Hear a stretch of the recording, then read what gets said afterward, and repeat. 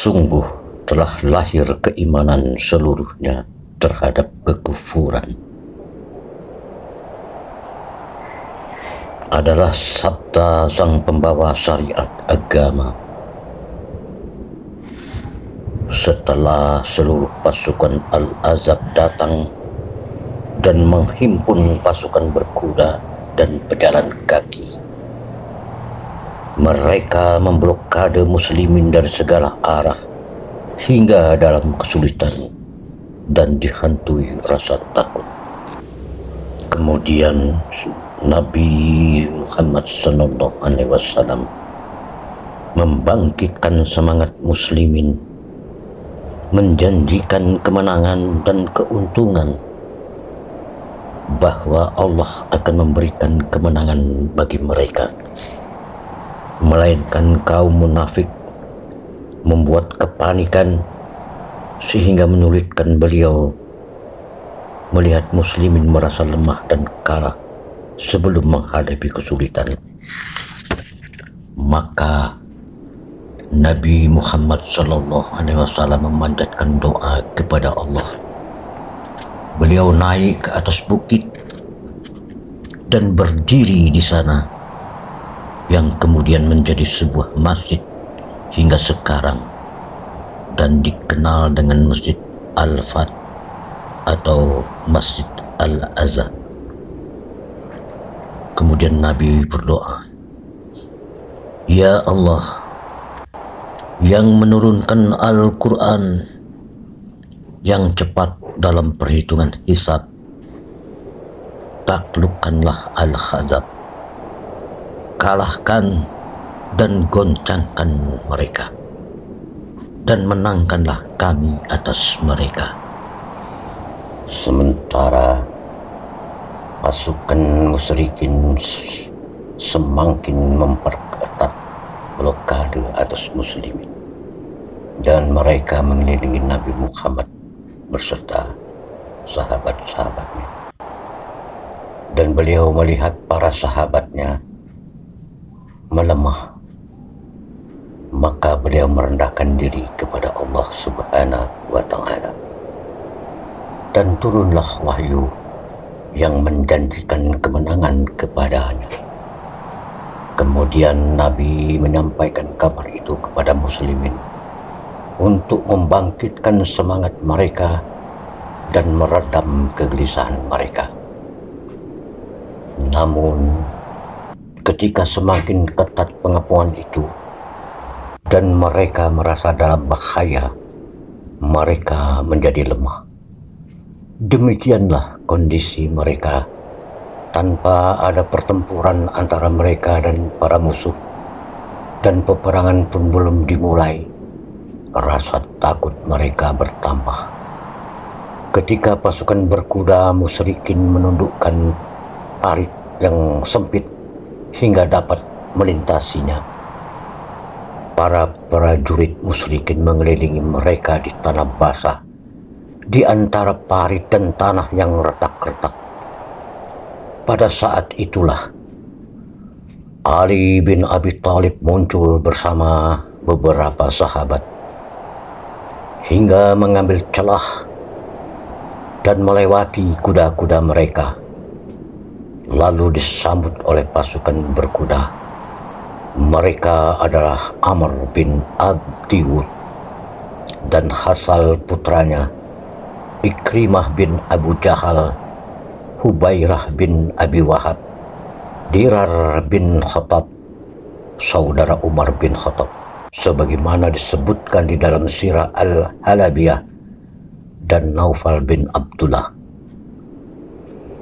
Dalam Tarikh Al-Khamis dan lainnya disebutkan bahwa Abu Sufyan, Khalid bin Walid, dan sejumlah pembesar Quraisy dan Kinanah serta Ghatafan, mereka berbaris di atas parit.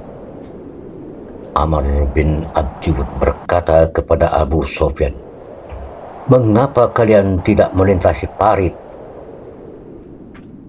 Kami pasti akan melintasi jika memang kami harus melintasinya."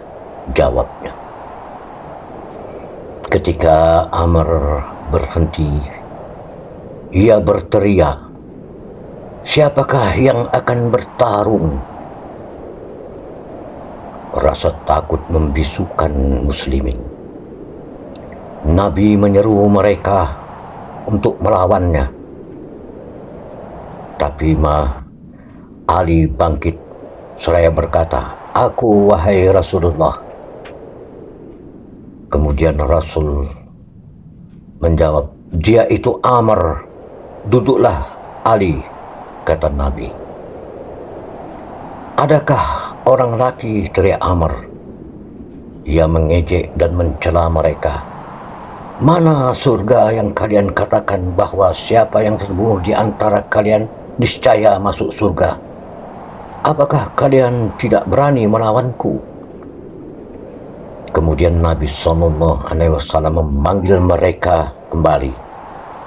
Mereka sangat takut pada Amr, dan tak ada yang menyambut panggilan beliau kecuali Ali. "Aku yang akan melawannya, wahai Rasulullah." Kemudian Rasul menjawab, "Duduklah kau, Ali," kata beliau.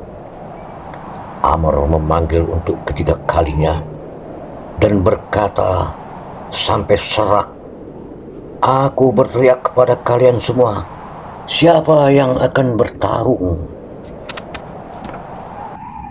Muslimin merasa tak berdaya, sedangkan Rasulullah memanggil mereka, tetapi mereka kecil hati. Maka dengan rasa semangat yang tinggi, Ali berdiri seraya berkata, "Jiwaku sebagai tebusan bagimu, ya Rasulullah. Aku yang akan melawannya, wahai Rasulullah." "Dia itu Amr," kata beliau. "Sekalipun Amr," sahutnya. Nabi akhirnya memperkenankan. Beliau mendekati dan memeluk Ali, lalu menyerahkan pedang Zulfikar kepadanya. Dipakaikan kepadanya baju besi dan memasangkan sorbannya kepada Ali, lalu mendoakannya. Beliau mengantarkannya dalam beberapa langkah, seolah-olah perpisahan baginya. Nabi masih memanjatkan doa dengan mengangkat kedua tangannya ke langit. "Ya Allah, bantulah ia." Kemudian mengangkat sorbannya ke langit seraya berdoa, "Tuhanku, Engkau telah ambil dariku Ubaidah pada hari Badar dan Hamzah pada hari Uhud. Kali ini saudaraku, putra pamanku. Jangan biarkan aku sendiri, ya Allah. Sesungguhnya Engkaulah sebaik-baiknya pemberi wasiat." Pada saat itu beliau berkata, "Telah tampak keimanan seluruhnya terhadap kekufuran seluruhnya." Ketika Ali menghampiri Amr, ia melantunkan syair, "Janganlah terburu-buru, telah datang penyambut panggilanmu seorang yang tidak lemah." Terjadi dialog antara keduanya hingga mereka siap bertarung. Al-Waqidi dan Ibnu Ishaq sebagaimana disebutkan dalam Sarnajul Balaghah karya Ibnu Abil Habib berkata, para pembesar Al-Azab berdiri di balik parit dan mengangkat kepala mereka untuk menyaksikan Ali menyambut Amr dengan perisai kulitnya. Amr memukulnya dan membelah perisai Ali. Pedang Amr melekat di perisainya dan mengenai kepala Ali hingga melukainya. Lalu Ali mengayunkan pedang ke urat bahu dan Amr jatuh.